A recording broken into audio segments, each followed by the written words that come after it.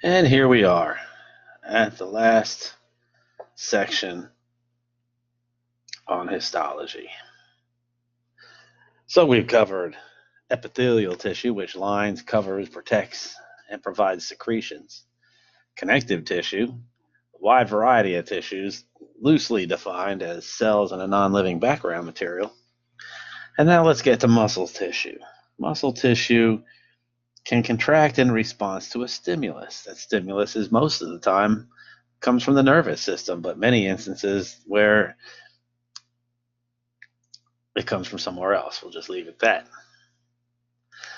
Muscle tissue is highly vascularized, our new favorite word. Now, if a tissue has a high metabolic rate or has the potential to have a high metabolic rate. Let me say that again. If a tissue has a high metabolic rate or the potential to have a high metabolic rate, that would include nervous tissue, which is in this section, that has a high metabolic rate, or muscle tissue, which has the potential to have a high metabolic rate. You, like me, may be just sitting somewhere watching this video. In that case, you're not using any of your muscles, and they're not requiring a whole lot of blood flow. But if you get up and start doing some exercise, like tomorrow I have a hockey game, that'll be some exercise, then the muscle tissue is going to increase its metabolic rate. And one of the things you'll learn about in A&P2 is that the muscles can actually demand up to 10, 12 times as much blood during exercise as they do at rest. So in order to provide for that potentially high metabolic rate in muscle tissue, it needs to have blood, because blood brings everything that the muscles need. It brings oxygen, it brings nutrients, carries away waste products. So muscle tissue has to be highly vascularized, even if we don't use it all the time. It's responsible for most types of movement. Muscle cells possess these things called myofilaments. All right, let's look at that word.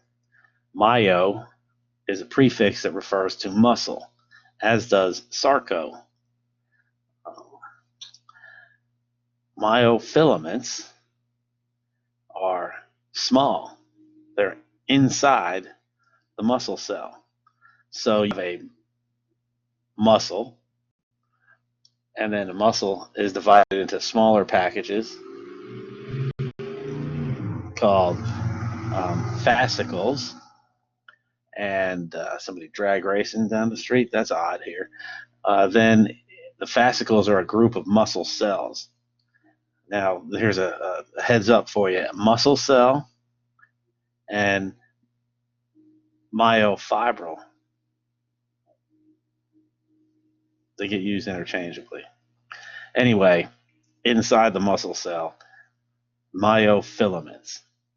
These are made up of actin and myosin proteins, which the actin is the main protein in what's called a thin filament.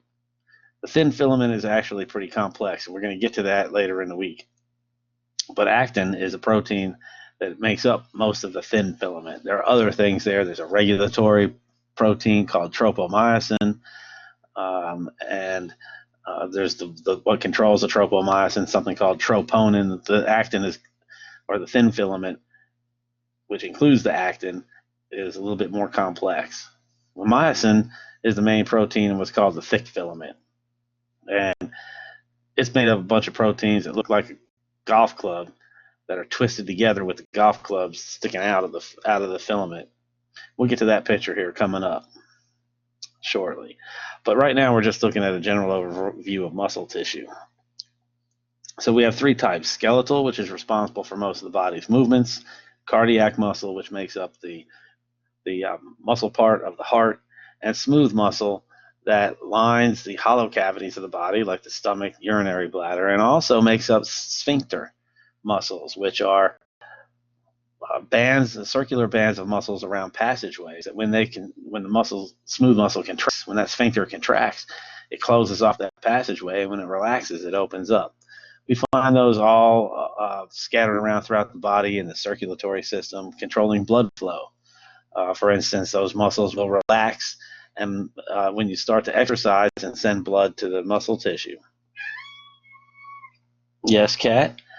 And also, there's one in between the esophagus and the stomach that's usually closed to keep the stomach juices, which are very acidic, from refluxing into the esophagus. And that sphincter muscle will relax and allow food to pass through that opening between the esophagus and enter the stomach.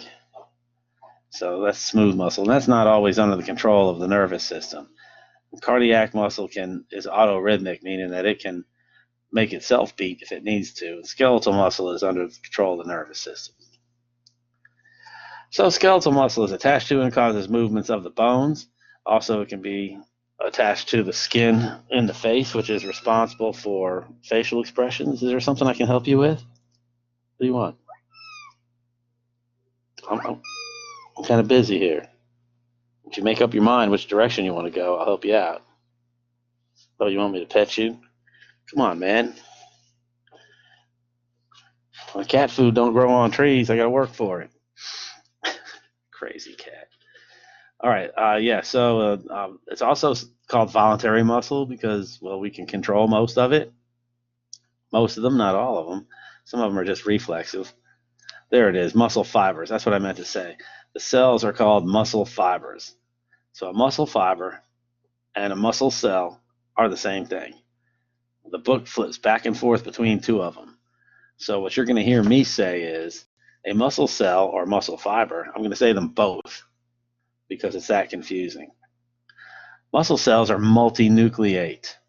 Multinucleate, meaning that they can contain multiple nuclei. They appear striated, which is a term for striped, or they have bands. Now, what about this multinucleate deal? A muscle cell or muscle fiber is a very thin, microscopically thin structure. Microscopically thin. But the muscle cell is as long as the muscle itself. So they can be pretty long.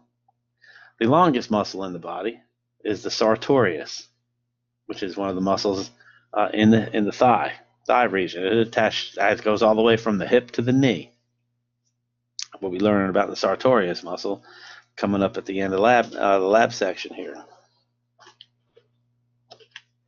Sartorius. So the sartorius is the longest muscle in the body, and the muscle cells that make up the sartorius muscle run the entire length of the muscle. So look down at your thigh and contemplate that. From your hip to your knee, there's a muscle, and the muscle cells are that long. That could be pretty long. There's a guy in the Dallas Metroplex area. His name is Christos Porzingis. Christos Porzingis. Does anybody know who Christos Porzingis is? No? Well, he works with a guy named Luka Doncic. If you haven't heard of Luka Doncic by now, his name is going to be as common in the Dallas-Fort Worth Metroplex as Dak Prescott. Those are both Dallas Mavericks. They play basketball in the NBA. Now, there's no room in the NBA for short people. I'm only 5'8". I don't know how tall Luka Doncic or Christos Porzingis I think he's like 7 foot or 7'2" or something crazy like that. So just imagine how long his thigh is. And his sartorius muscle cells are amongst the longest in the world. Very microscopically thin.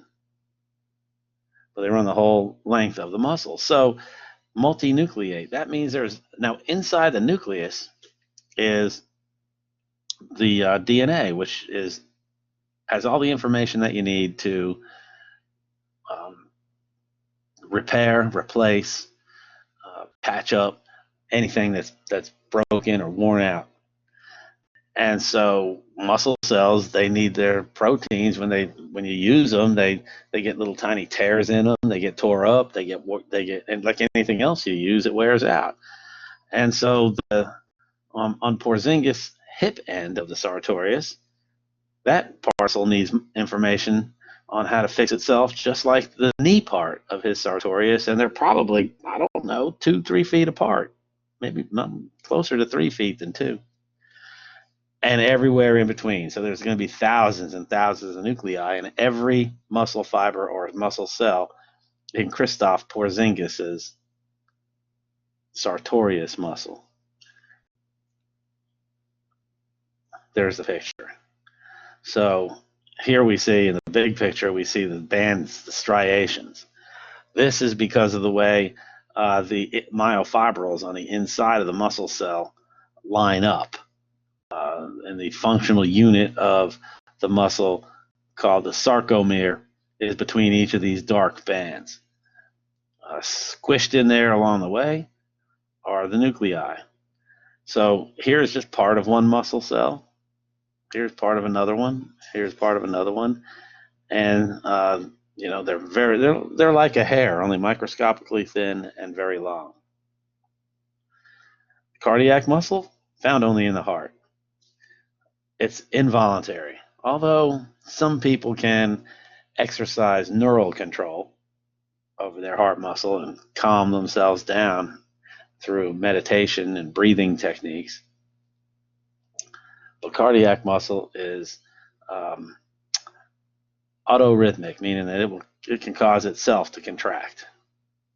The muscle cells are also contain striations.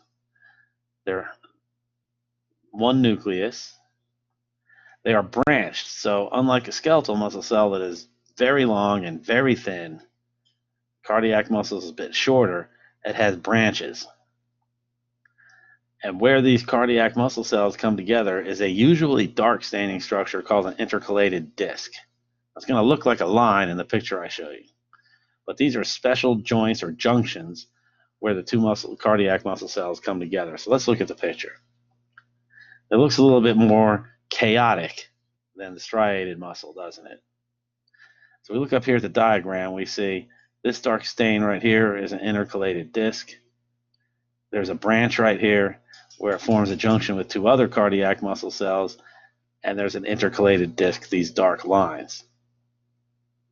In this picture, we see the dark lines showing themselves up here. So one of the ways to tell cardiac muscle apart is from skeletal muscle in an histological prep is you see sort of the striations, but they're not anywhere near as distinct.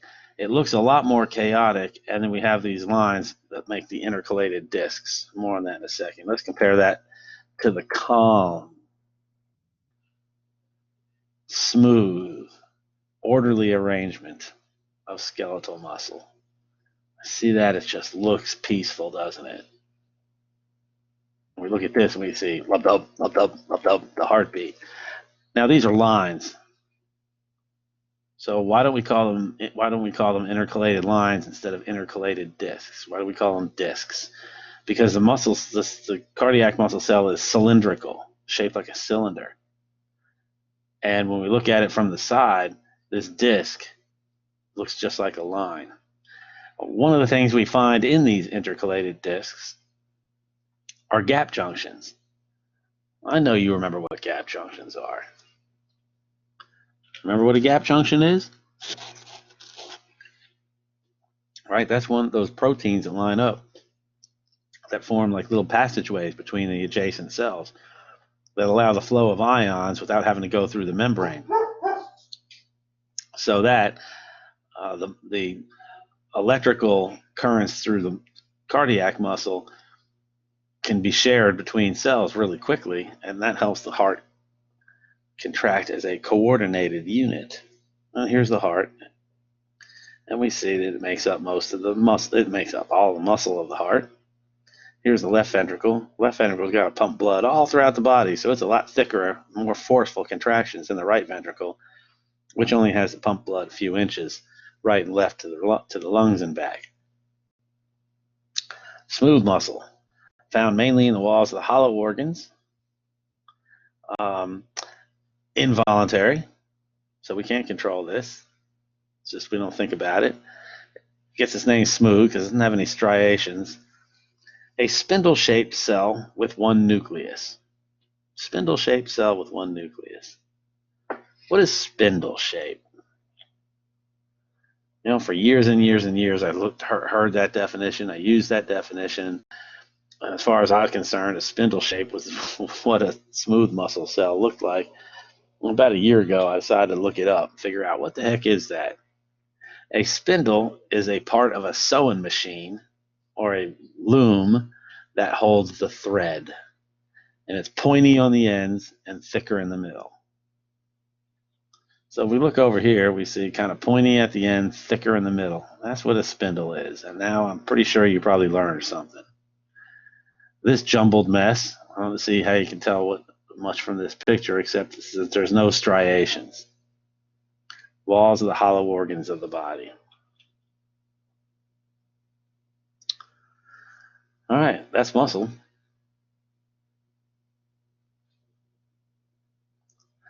Let's include nervous tissue here.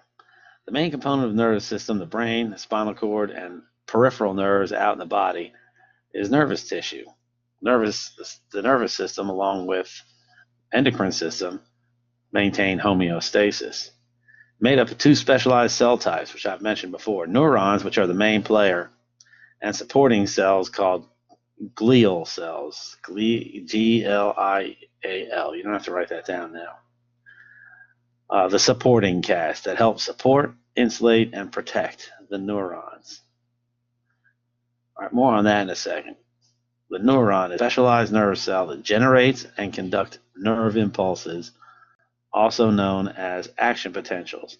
So muscle cells can generate and conduct action potentials as well, but a neuron can communicate that information to another cell.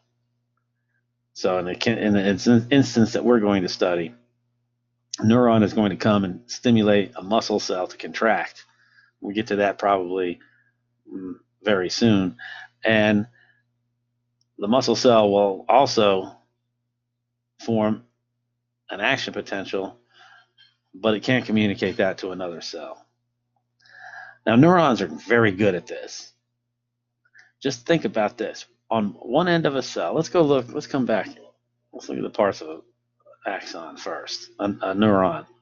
So here's, this is a painting of a neuron by Rembrandt. Maybe not. Maybe Caravaggio. No, it's me. I did this. I'm such an artist, aren't I? So what we have is the main part of the neuron where the nucleus is and where all the most of the metabolic activity takes place is called the cell body, or soma. Soma. Do those letters look familiar? Somatic. Cell body. And so most of the metabolic action takes place. It's no big surprise because the nucleus is right here. Now notice that this cell has polarity. One side is different than the other. Over here, these Y-looking things are called dendrites. Dendrite is a term that refers to branching like a tree. Oh, that's nice. Branching like a tree. That's my arrow. And if that side of the neuron, then information enters. So what is going on with these dendrites is that it's going to be either sensory. Maybe these dendrites go in between epithelial tissue cells. It's possible that there might be another neuron over here. Maybe this neuron that I've drawn on the paper is communicating with another neuron here, a second one here, and a third one over here, or actually literally in the real world, maybe hundreds of them. And so there's a lot of information coming into this neuron from the dendrite end. And now the neuron has to figure out, well, all this chatter that's coming in, what do I do with it? Should I do something with it? One cell has to decide. If it decides, that decision is made at this area right here, called the axon hillock. A hillock is a place where a hill starts. So this long process here is called an axon. Now there are other kinds of neurons than just this, but this is the main one. So this main process is called the axon. So if we follow along here, the axon, if this was a hill, if this was you were out running or riding a bicycle along some flat territory and you came to a hill like this, wouldn't you know exactly where that hill starts? You'd be walking, running, riding your bike, and then all of a sudden you'd be like, what is going on here? Oh. And so a hillock is an area where it goes from flat to going up. And the axon hillock is this area where the axon buds off. And this is the area that I'll describe to you how this happens, where the neuron makes a decision whether to pass on all this information that's coming in or not. That's a pretty good trick for one cell. Heck, I know people, you ask them, what do you want to have for dinner? And they say, I don't know, what do you want to have? And they got lots of neurons. The neuron can make a decision, people maybe not so much. And so if the neuron says, yeah, I think we should pass this information on to the next cell, then an action potential is initiated at the hillock and then propagated or transmitted down the axon till it gets to the axon or synaptic terminals. These little bud-like things. We'll talk about what happens here coming up shortly as well. And then there's going to be another cell over here on the other side of the synapse. The synapse is the very small space between a neuron and another cell. So this neuron is going to communicate with other cells over here, what's called a postsynaptic cell. So if the synapse is the gap between two cells, this is a presynaptic cell. And then what's over here is the postsynaptic cell. And that can be another neuron, as I mentioned over here, or it could be a muscle cell, where this neuron is a motor neuron and commands a muscle to contract, or it could be a gland, where this neuron tells a gland, you know what, we need your hormone. Go ahead and secrete your hormone.